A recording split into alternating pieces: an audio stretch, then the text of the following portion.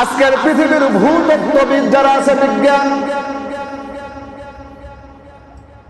এই বিজ্ঞানীরা পৃথিবীকে বিভিন্ন ভাবে তারা ম্যাপ করেছেন, তারা পরিমাপ করেছেন।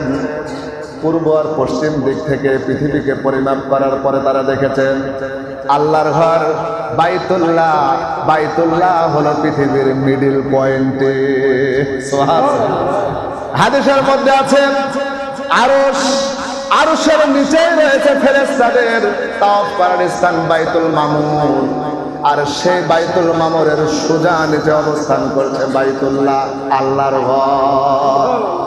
আজকের পৃথিবীর ভূতত্ত্ববিদ যারা আছে তারা পৃথিবীকে পরিমাপ করলেন, পৃথিবীকে মাপ যন্ত্র দিয়ে তারা মাপ করলেন। বিভিন্ন কলা কৌশলে যখন পূর্ব আর পশ্চিম দিগন্ত থেকে তারা পৃথিবীকে মাপ করা শুরু করলেন, তারা দেখলেন যে পৃথিবীর মিডিল পয়েন্টে অবস্থান করেছে বাইতুল্লাহ, আল্লাহর ঘর। পশ্চিমারা খ্রিস্টানরা এর বিরোধিতা করলো না, এটা আমরা মানব না। খ্রিস্টান, ইহুদি, বৌদ্ধ, নাসারা যারা আছেন তারা বললেন না, হবে না। পূর্ব আর পশ্চিম দিক থেকে তোমরা মেপে দেখলে পৃথিবীর মিডিল পয়েন্টে রয়েছে বাইতুল্লাহ, এবার তোমরা উত্তর আর দক্ষিণ দিক থেকে মাপো।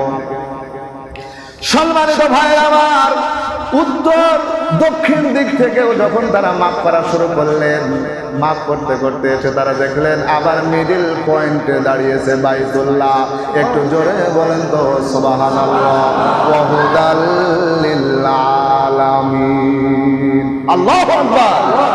মানুষের হেদায়েতের মূল কেন্দ্রবিন্দুকে আল্লাহ বানিয়েছেন বাইতুল্লাহকে, ঠিক কিনা বলেন?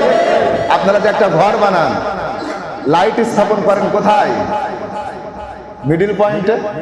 কারণ মাঝখানে যদি আপনি লাইট দেন তাহলে চতুর্পার্শ্বের মানুষ সব দিকে সম পরিমাণ আলো পাবে, ঠিক কিনা বলেন? মানুষের হেদায়েতের জন্য বাইতুল্লাহ হচ্ছে মূল পয়েন্ট। এখান থেকে হেদায়েতের আলো বিস্তৃত হবে পৃথিবীর মিডিল পয়েন্টে আছে, যাতে করে পৃথিবীর যে জায়গায় অবস্থান করতেছে সবাই সম পরিমাণে হেদায়েতের আলো পায়। যারা বলেন সুবহানাল্লাহ ওয়া হুদাল লিল আলামিন। আল্লাহ বলতেছেন এই বাইতুল্লাহ মানুষের জন্য হেদায়েতের আর পথ প্রদর্শক। সুবহানাল্লাহ। সম্মানিত ভাইরা আমার, ফিহি আয়াতুন বাইয়িনাত।